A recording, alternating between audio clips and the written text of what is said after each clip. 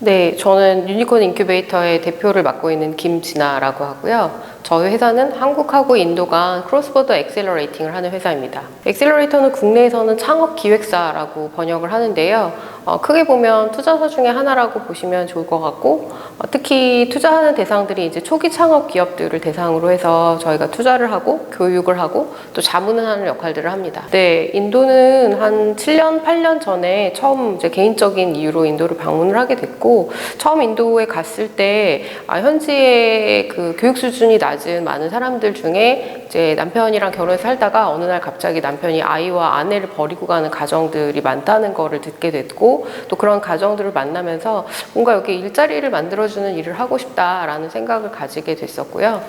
그러던 중에 제가 첫 회사를 엑시트하고 이스라엘의 벤처캐피탈인 유즈마 그룹이 이제 한국에 그 첫 아시아 펀드를 만들기 위해서 론칭했을 때 그 유즈마 캠퍼스라는 인큐베이팅 센터에서 이제 총괄이사로 일을 하면서 이스라엘 현지의 뭐 엑셀러레이팅 기법들이라든지 뭐 투자를 어떻게 하는 거라든지 이런 부분들을 보면서 이제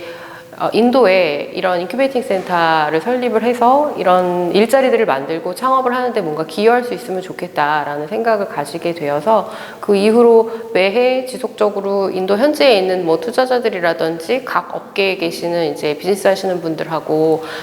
인적 네트워크를 만들고 또 교류를 해 나가면서 준비를 해오다가 한 3년쯤 전에 회사를 이제 다시 창업을 해서 지금 현재 인도 쪽에 나가는 한국 기업들, 그 다음에 인도 현지 스타트업들을 대상으로 한 엑셀러레이팅 업무를 하게 되었습니다. 사실 모든 스타트업들이 다 글로벌을 대상으로 해야 되는 거는 아니지만 글로벌이 중요한 키워드인 것 중에 하나는 사실은 경계가 점점 없어지는 부분들이 가장 큰 이유인 것 같습니다. 이제는 원하든 원하지는 않든 전 세계의 시장을 무대로 해서 경쟁을 해야 되는 환경이 앞에 닥쳐 있고, 그러다 보니까 스타트업들한테 글로벌이라는 키워드는 상당히 중요하기도 하고요. 근데 지금 그 코로나 상황에서는 사실 좀 반대적인 상황이라고 보시면 좋은데, 사실 지금은 글로벌로 나가기에는 국경이 다 닫혀 있는 상태이기 때문에 어떻게 하면 로컬라이제이션 할 것인가에 대한 부분들도 사실은 같이 동반해서 고민을 해야 되는 좀 어려운 시기가 아닌가 생각을 하고 있습니다. 근데 이제 스타트업들한테 있어서의 인도 시장이 가지는 의미는 사실은 아직은 좀 크지는 않은 것 같습니다. 그러니까 큰 기업들한테는 좀 더 많은 수요자들을 발굴을 하고 글로벌 시장 내에서 어떤 그 선도자적인 위치를 가지기 위해서 포기할 수 없는 시장이기도 하고, 특히나 제조기업들한테 있어서는 이제 중국을 대체할 수 있는 마켓으로 그만한 잠재력과 규모를 가지고 있는 인도 시장을 빼고 갈 수가 없기 때문에 저희가 인도를 얘기하고 있긴 하지만, 사실 그만큼 인도 시장이 또 진입하기가 그렇다고 진입하기가 쉬운 시장으로 보여지지는 않아서 아직 그렇게 뭐 글로벌 시장을 노리는 스타트업들 중에 뭐 인도 시장에 진입을 해야 되겠다 이런 결심을 하고 계시는 분들은 많지는 않은 것 같아요. 어떻게 하면 현지 시장을 좀 더 빠르게 이해를 하고 그 시장 내에 우리 제품들을, 우리 서비스를 어떻게 가지고 들어갈지, 어떤 방식으로 현지화를 시켜야 될지에 대한 부분이 상당히 중요하고, 또 실질적인 접근 방법들을 제공하는 게 중요하다고 판단을 하고 있고요. 그래서 일반적인 형태의 처음에 뭐 교육이라든지 자문이라든지 형태로 저희가 엑셀러레이팅을 하다가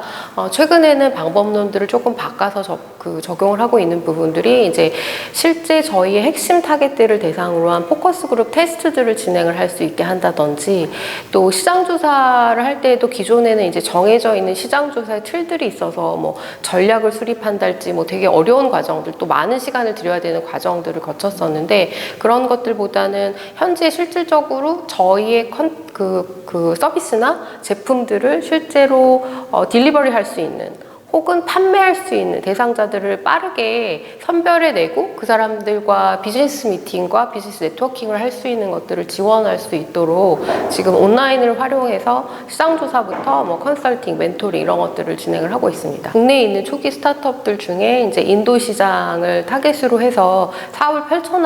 나가고자 하는 기업들이라면 사실은 업종적인 제한 없이 저희가 같이 발굴을 해서 일을 해왔었는데요. 최근에는 이제 인도의 여러 투자 투자자들이나 여러 산업군들과 저희가 비즈니스를 진행을 하는 과정 중에 판단을 해보니 한국의 기업들 중에 이제 에듀테크 분야라든지 헬스테크 분야에 대한 관심도와 또 비즈니스적인 어떤 진도가 상당히 빠르게 나가는 부분들을 캐치하게 됐고, 그래서 현재는 한국의 헬스케어 기업들, 그 다음에 교육 관련된 뭐 콘텐츠라든지 테크 기반의 회사들을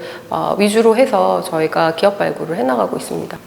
지금 펀드를 조성하고 있는 규모는 약 10억 정도 됩니다. 뭐 초기 기업들이다 보니까 뭐 펀드 사이즈 정도가 아주 크지는 않은 거고요. 그리고 저희가 이제 펀드를 구성을 해서 투자하려고 하는 대상들은 사실 인도 지역을 나가는 기업들만을 대상으로 하고 있지는 않고, 기술 기반으로 한 테크 스타트업들 이제 전반에 뭐 예를 들자면 반도체라든지 뭐 소부장이라든지 특허를 가지고 있는 기업들이랄지 뭐 바이오랄지 이렇게 여러 분야들을 두루 망라해서 투자를 할 계획을 가지고 있습니다. 제가 지금 회사 포함해서 사업을 한 경력이 한 15년 정도, 다른 회사에서 일했었던 업무 경력까지 치면 거의 뭐 20년 이상 되는 기간 동안의 사회생활을 하면서 느끼는 건, 어떤 누구도 자기가 지금 얘기하는 걸 단 1초 후에 지킬 수 있다는 보장을 하기가 어렵다는 거고, 사업이라는 환경 하에서, 특히나 사업화되지 않은 창업 환경 하에서 어떤 사람이 내가 이거는 반드시 목숨을 걸고 지키겠습니다 라는 것들을 단언하기가 어려운 것이 아닌가라는 게 지난 20년간의 제 사업과 사회생활을 통해서 얻은 경험이거든요. 그러다 보니까 과연 내가 철학이라고 얘기하는 것이 남들 눈에도 철학으로 보여지는가에 대한 고민들이 상당히 많이 있고, 근데 사실 좀 조심스럽기도 하고 있는가라는 생각도 좀 많이 드는 부분이기는 한데요. 투자 철학이라고 하면 이제 저희는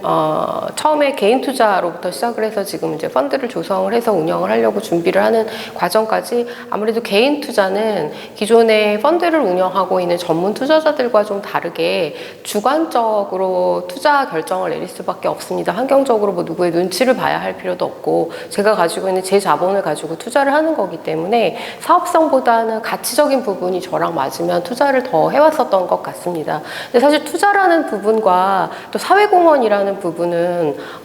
혼용되어서는 안 되는 부분인 것 같아요. 그래서 투자는 반드시 사업적으로 투자의 성과를 만들어낼 기업들을 대상으로 해야 하는데, 기존의 저의 투자가 그러하지 못했었다는 좀 자아 성찰이 있어서 뭐 굳이 투자 철학이라고 하면